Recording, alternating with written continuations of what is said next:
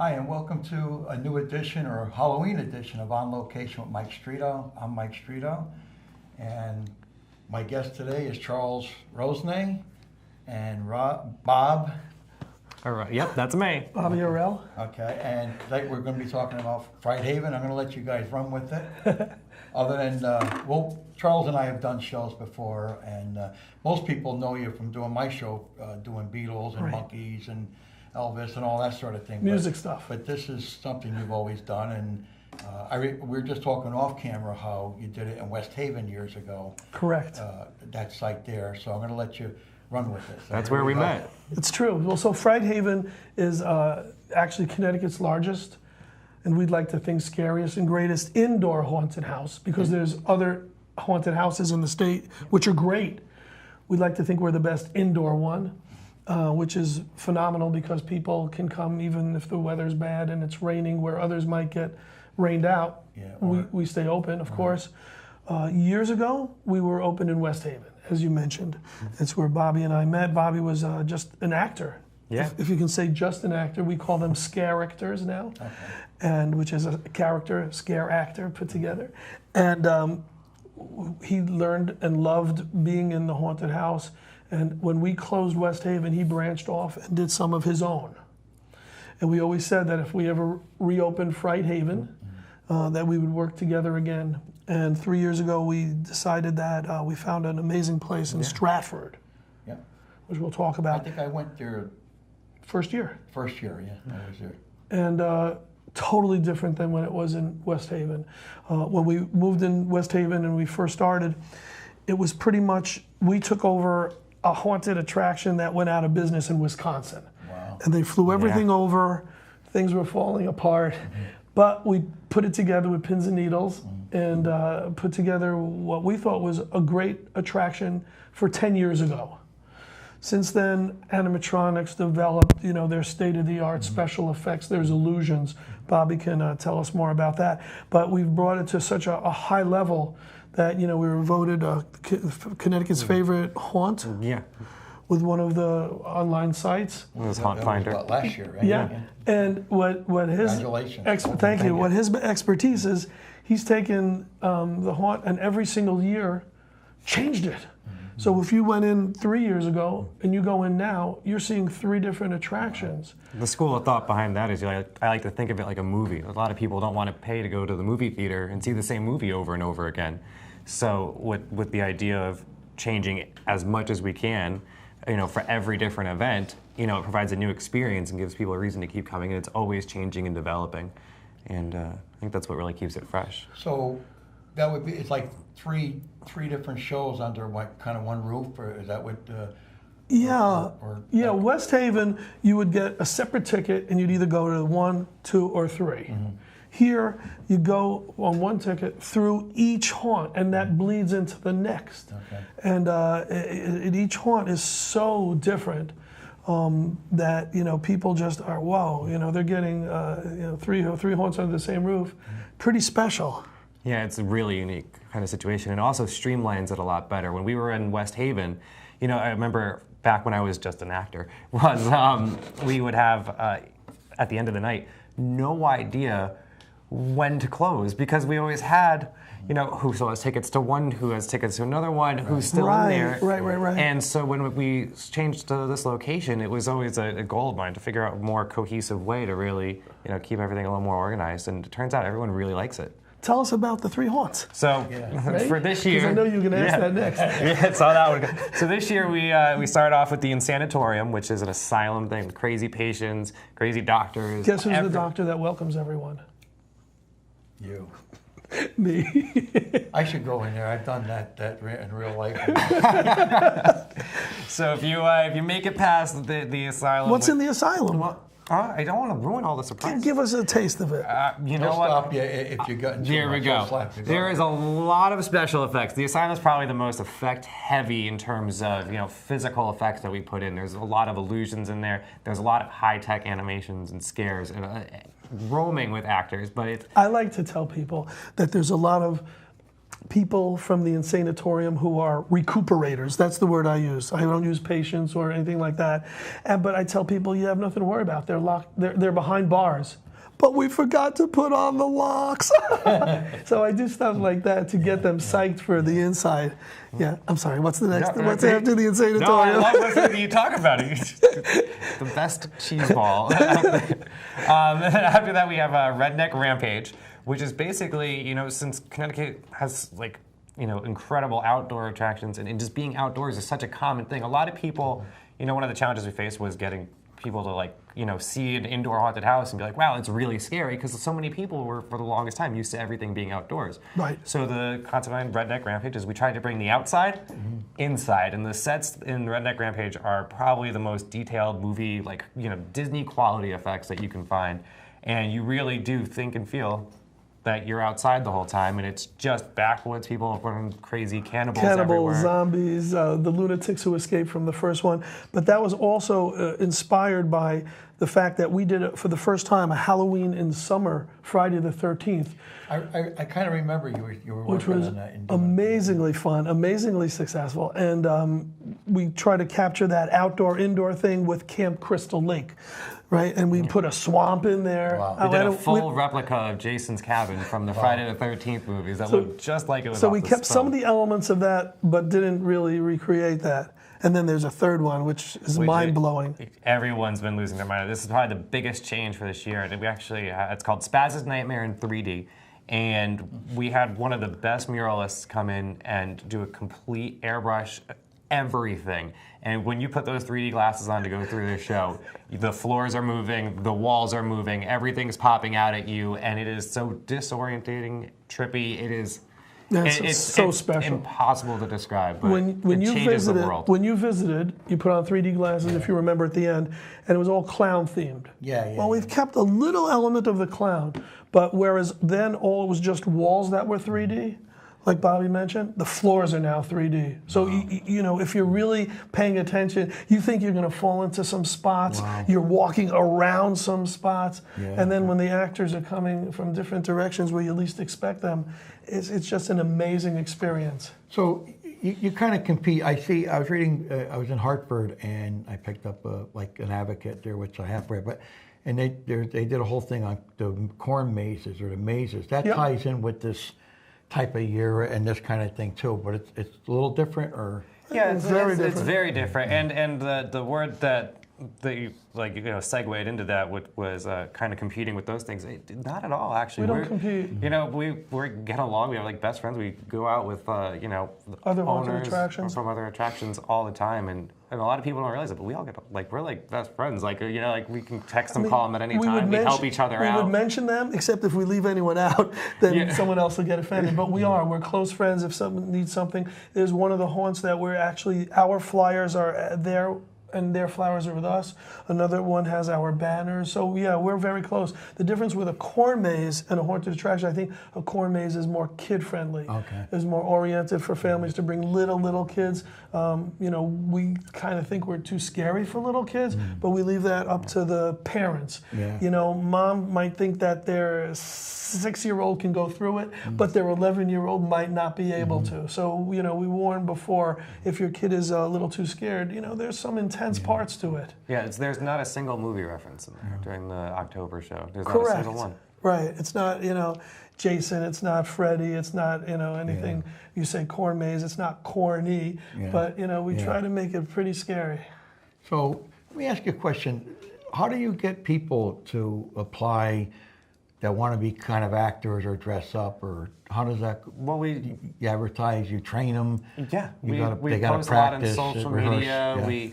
We have it advertised on our websites, but a lot of the kids, come from the charities that we sponsor and benefit, and a lot of them will do it for community service hours, for high school graduation, or for scholarship applications. Okay. And it's really just a great group of kids. See, we're there as not just a fundraiser, but to bring attention to PAL, which is Stratford's, used to be Police Athletic League, now it's called Police Activities League. And their role is to do great things for the youth of Stratford.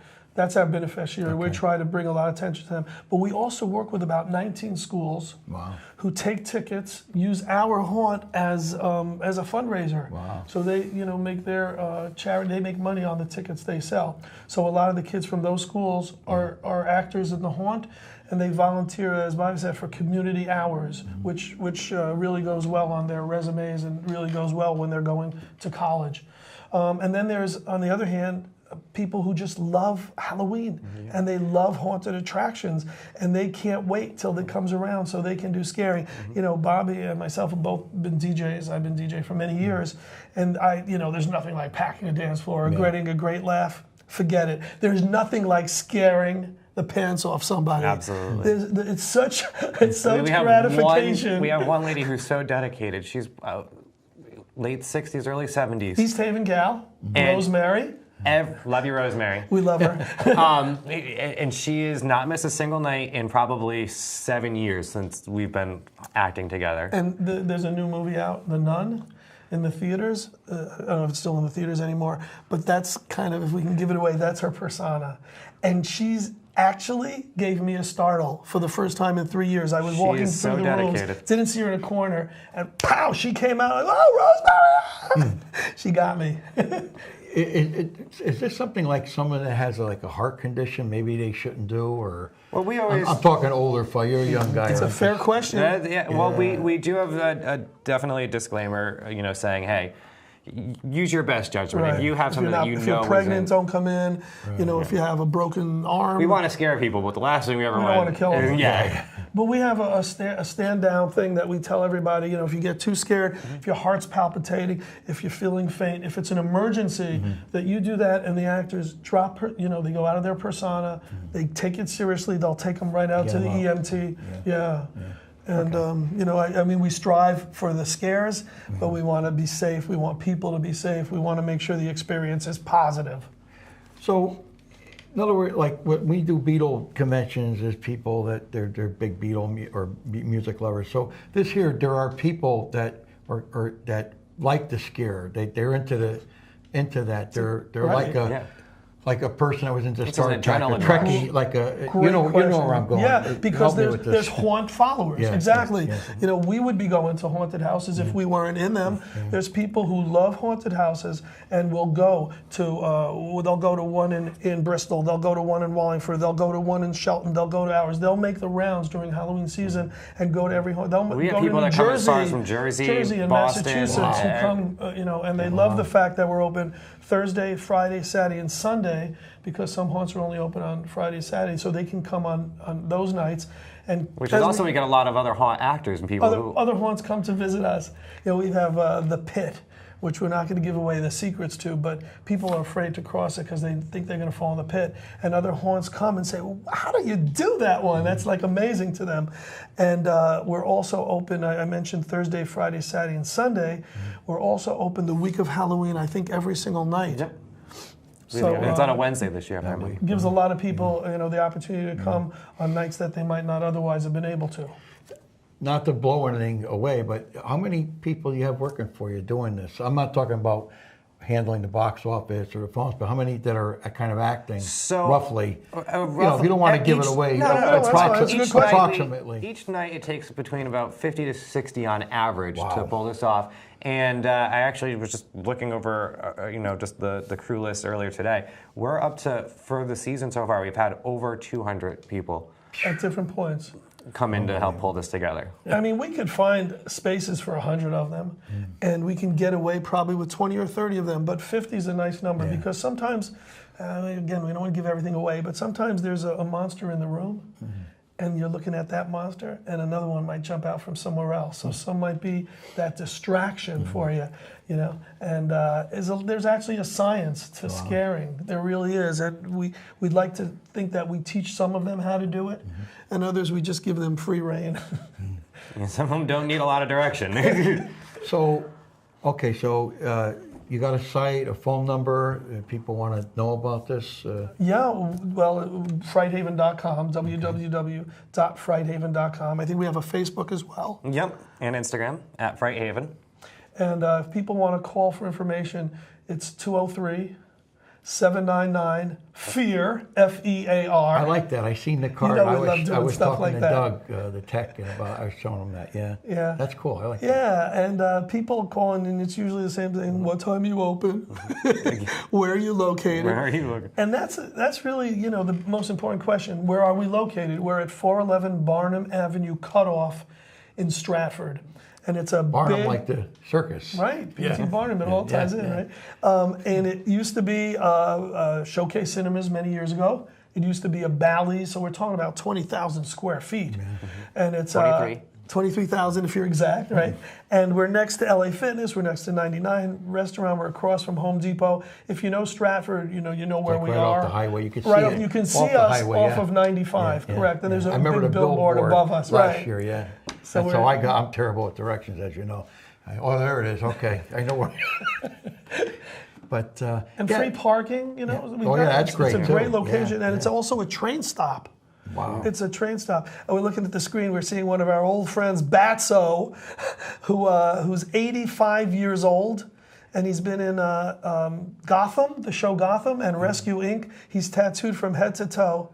And I hope he comes back. I don't know if he's coming back. He makes special appearances. We talk about special appearances every so often. We have a special guest.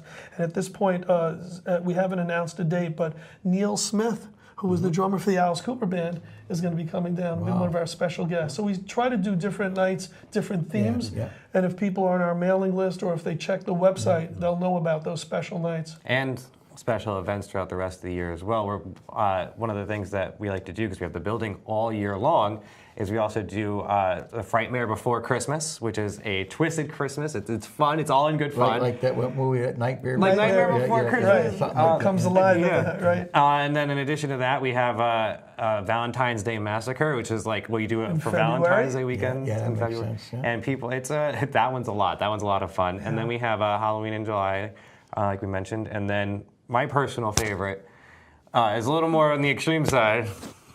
We won't go to that We one. won't go to that one. It's called Blind Rage. And Tell 'em you have to be about Blind 18 Rage. plus and sign a waiver to go through. And the little actors much are for me. allowed to interact with you. You have to do and complete certain tasks to move on and progress. You are separated, manhandled, and it is... It's beyond that. He puts burlap sacks on the people's heads, turns them upside down, takes away their sneakers. I don't want to tell all the secrets, but people love it. Wow. They love the extreme haunt. That one almost is like just packed. It usually sells out. Yeah. And this year we're doing Encore Weekend. So when Halloween ends, we're actually going to be open one additional weekend for the people who might even be in the haunt business, who do certain things during A Halloween. lot of other They can industry leave friends theirs- who are just like, hey, we would love to Leave see theirs it. and come to yours. Then yeah, one yeah, extra yeah, weekend. yeah. Yeah. Cool. And so again, that number again is and the site, and you're on Facebook too, right? That's what, Fright Haven? Yep, right. Yeah, if they search Fright Haven, they can find us on Facebook. And they Instagram. should, yeah, please like us on, share it, always do that, whatever those people do nowadays, whatever you social butterfly Listen, don't look at kids the do. millennial over here. And you notice, he's wearing the cool new shirt. Yeah, I was going to say that. I've got the, the old school shirt. Because you're old school and he's young school, or he's Right. new school. Yeah. It's really funny. You mentioned that we were open in West Haven. And prior to that, I was in the horror business for a very long time. And as long as I've known you, if you don't mind me saying, I never kind of knew all this. And then once you started to do it, oh yeah, I was always like, that's okay, But the way I started was we were doing the Beatle tours to Liverpool, and Danny, who was my business partner back then, said, "Well, what else do you love? What else can we do?" And we decided to do those Dracula tours to Transylvania, And the ghost tours. and the ghost tours, which we did from 1998 until we opened Fright Haven, and then I stopped coming, and then we had the gap in between where we did some Halloween stores.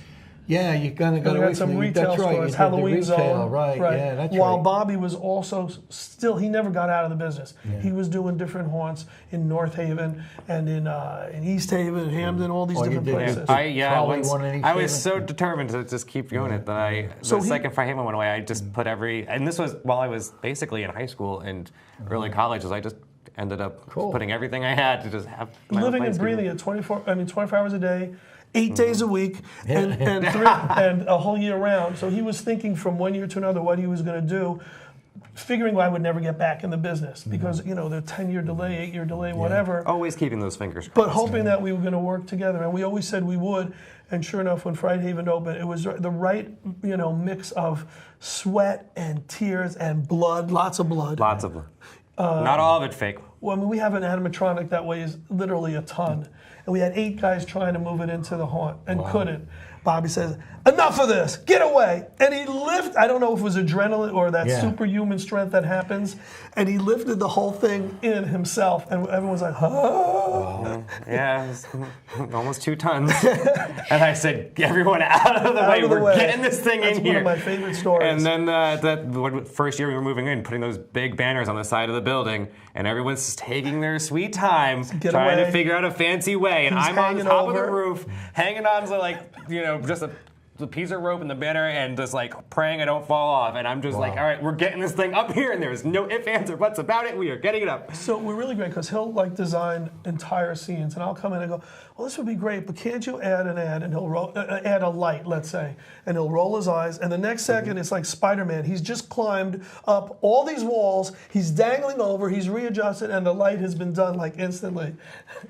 So some of the pictures that you submitted today, or I don't know, I'm sure Doug has been inserting them, but any specific things of those you wanted to talk about? Maybe as we're talking about. I don't know if Spaz might be in one of them, but we've actually developed some characters who people are following on Facebook and on social media who they come to see. Yeah. You know, They have their Spaz own personal following. And there she is. Is it a she or is it a he? What is that? Spaz is one of the people who scare people like you wouldn't believe, and then kids come back to get an autograph. It's unbelievable. She actually has her own card out right now, like playing cards with her face on them. Wow. She and a comic that's after her. Yeah, she's really taken It's a off. media sensation. That's why we named Spazzes Nightmare after her, because she's also one of our more dedicated volunteers too in the off season. A lot of the people who help us put this together are there year round with me. It's true. That's cool. Yeah. And That's cool. she's one of the dedicated ones. Yeah, this is There's the a point. lot. There's This a is lot the of you point guys, where not leaving anybody out. we should give Kara credit, but we're not going to. Absolutely not. Okay, so anyway.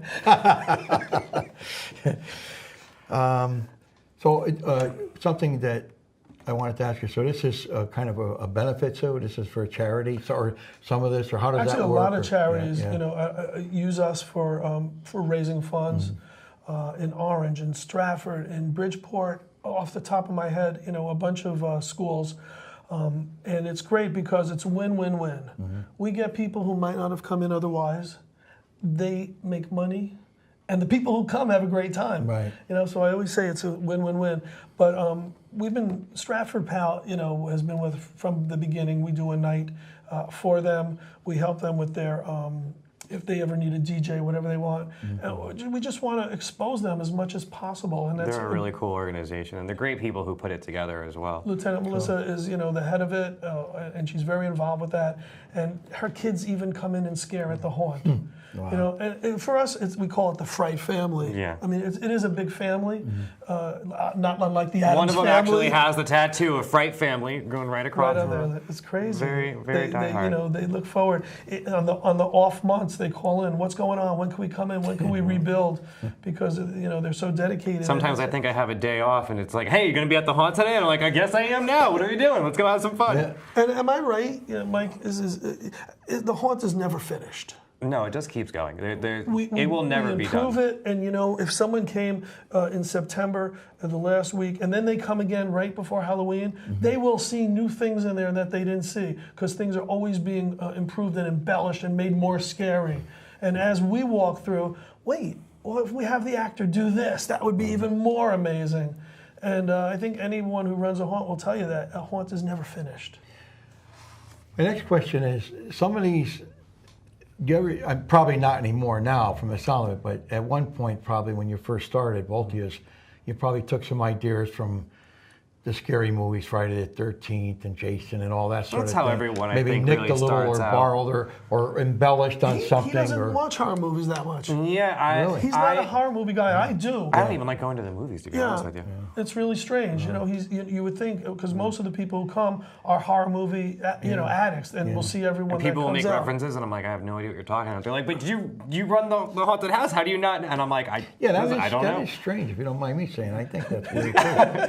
Well, there's a lot of strange things about me. I mean, look what I do. I know I portray Ringo, and all I do is watch films of him so I can get even closer or understand them more. But yeah. To me, I always felt that I would either become jaded or lose my ability to have more of an open mind, because I feel like if I watch something, I think about it, then it's going to be all I think about. Or so before I used to like horror movies before I got into it, but then I would always be like, all right, well, I don't want it to look like this, or I don't want it to seem like I'm just doing that. So we. So I think by not watching them, I'm able to provide a better experience and develop something that's just unique to us, and it also is respectful to the other attractions before us that rely on that kind of stuff. So we try to make sure we stand out. And anyone who asks, it's a great combination of laughs, scares, and screams. People are not going to walk away disappointed. And it's frighthaven.com. If they want to call, it's 203-799-FEAR. That'll give them information. We're located at 411 Barnum Avenue, Cutoff. And all of this information is also posted on the hearse that I get beat He at. rides a hearse now around town. Daily driver, it's the hearse now. And it has all the information on it too. So if you're watching this and you see the hearse, feel free to give me a honk or a high five or something at a red light. I've got it all. People have gotten out of cars at red lights to take selfies with it. So you play Halloween music too in between, or we have a soundtrack playing inside and outside. Yep, that has the custom audio track. It promotes all the sounds, all the scary sounds and everything. And Monster Mash and all this stuff. Okay. Yeah. It's true. And you have to visit again this year. Yeah, and all your viewers have to visit. Yeah. Definitely come down and I'll go too.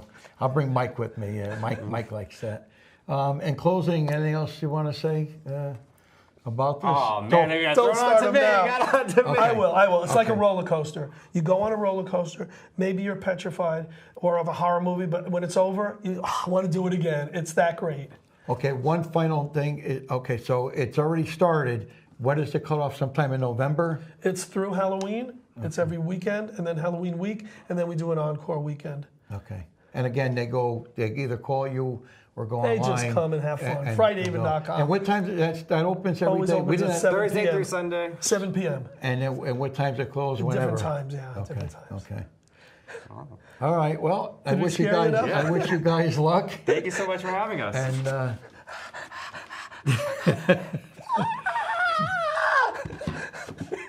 That was the fade. We faded on that. We did. That was great. Thank you so much for watching. see you guys.